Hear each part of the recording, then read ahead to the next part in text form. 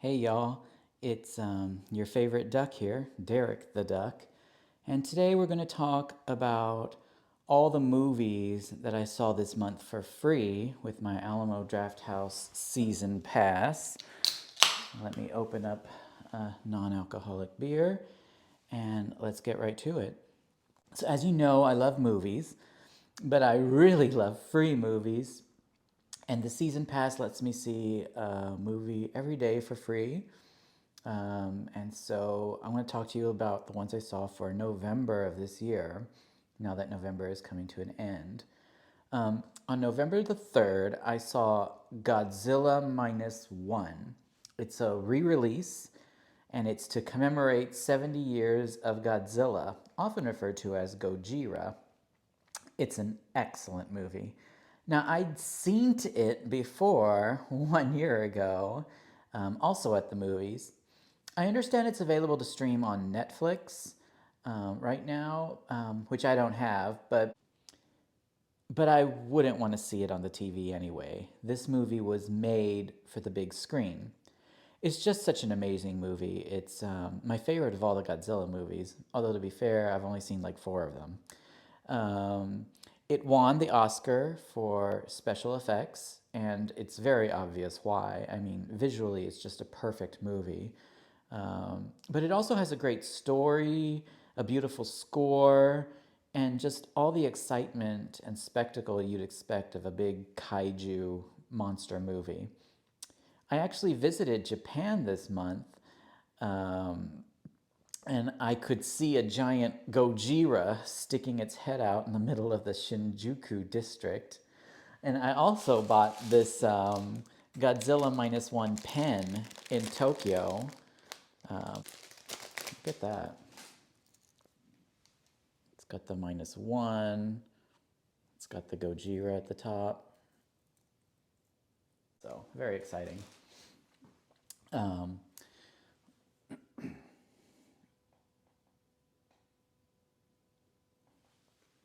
they even played fun Godzilla clips at the Alamo Drafthouse pre-show, which I appreciated. Overall, I absolutely loved this movie experience. So, Godzilla Minus One, highly recommend. And then on November 8th, I saw a movie called The Anorta, often referred to as Anora. It won the Palme d'Or at Cannes, so I expected it to be good, but actually it wasn't that good. I did appreciate the Alamo Drafthouse pre-show, which is all about gambling and Vegas. Of course, a lot of Anora was shot on location in Vegas, and you know I'm all about Vegas, so of course I had to see this movie. But even Vegas couldn't save this movie. It sort of tried too hard to be a cross between Uncut Gems and, I don't know, Pretty Woman. It was directed by, I want to say Sean Parker from Napster, but I don't think that's quite right. Anyway, Sean Baker likes to make movies that show a positive light on sex workers, like in The Florida Project. Now, The Florida Project is a masterpiece, and that should have won the Palme d'Or, not whatever this was. It was mostly just like yelling and running around. I honestly can't believe how the characters didn't all get aneurysms or at least really big headaches. The lead actress was Mikey Madison. I think that's her name, even though it's a boy's name. I can see how she got the role for this movie because in Quentin Tarantino's movie Once Upon a Time in Hollywood, that was sort of her big break. All she did in that movie was run around and scream too, so it kind of makes sense. However, I did think that this movie had a well written screenplay. Now, I saw that the Substance movie won Best Screenplay at Cannes, but I wasn't as impressed by its screenplay as I was with the screenplay for Anora, although I thought The Substance was a much better movie all around. So had I been on the Cannes Film Festival jury, and I mean, why wasn't I? I'd have given Anora Best Screenplay and The Substance the Palme d'Or. But as usual, I wasn't consulted beforehand. Anyway, if you want to see Anora, I recommend waiting for it to come out for free on Tubi or something. No one really needs to see it on the big screen. On November 9th, I went to see Smile 2. Now, I hated Smile 1, so I really only saw Smile 2 because it was showing at an optimal time when I was off work. Smile 2, however, is a lot better than its predecessor. And it gives a little more backstory as to what the whole smile disorder is all about. The lead actress, Naomi Scott, who I'd never heard of before, she really gives a tour de force performance, displaying every emotion imaginable. The movie was overall scary, it was fun, it just sort of worked on all levels. Just a great movie for the big screen. I even liked Alamo Drafthouse pre-show, which showed like a creepy, smiling old man walking around a shopping mall. That really got your appetite ready for this movie. Um, and then on November 11th, I saw Godzilla Minus One yet again. But this time I saw a different version of it. It was a black and white version of it. And it was titled Godzilla Minus One Minus Color.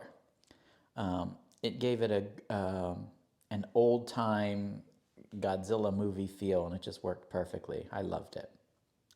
Then on November 21st, I went to see Gladiator 2.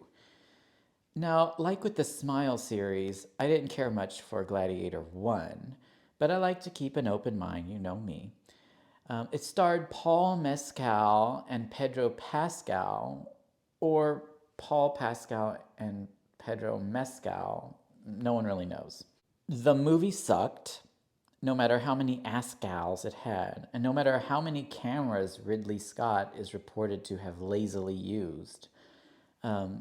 And it also had some of the worst CGI creatures I have seen since Harry Potter 1.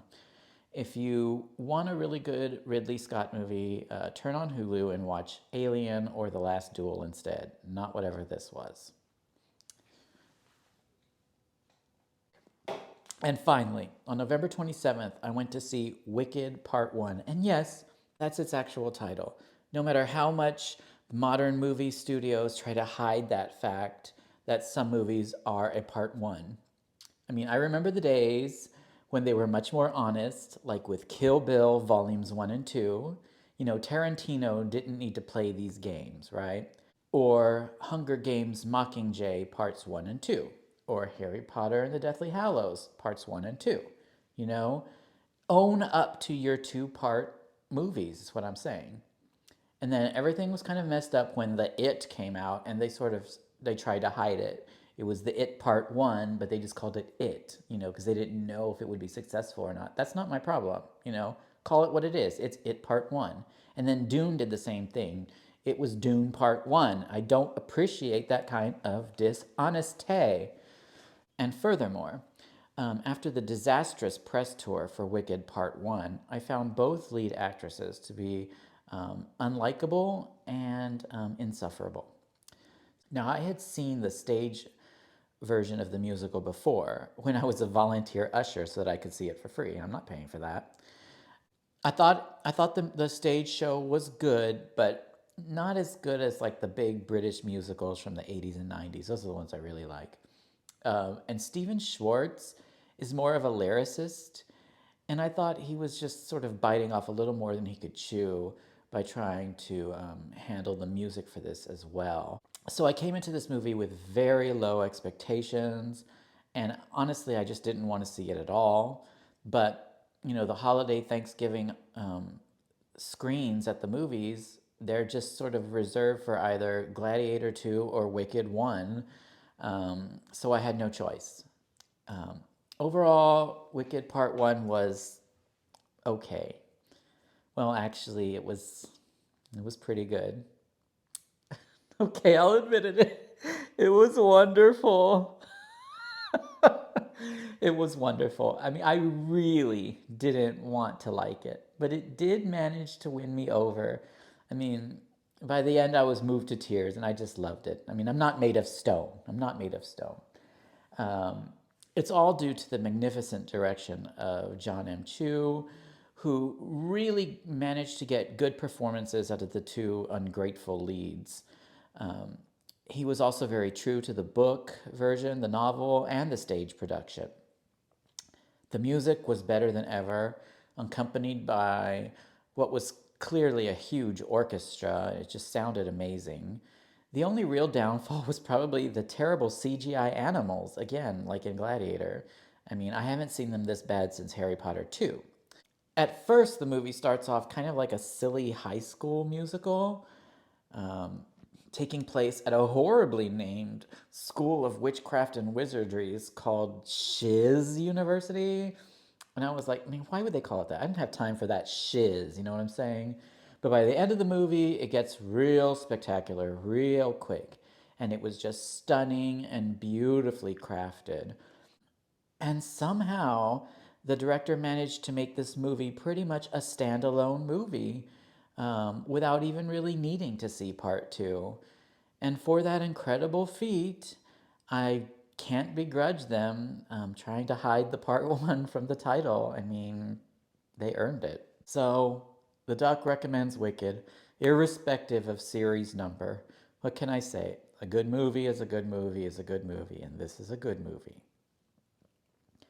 Well, it's been a fun November at the movies. I can't wait to see what fun movies I'll be watching in December.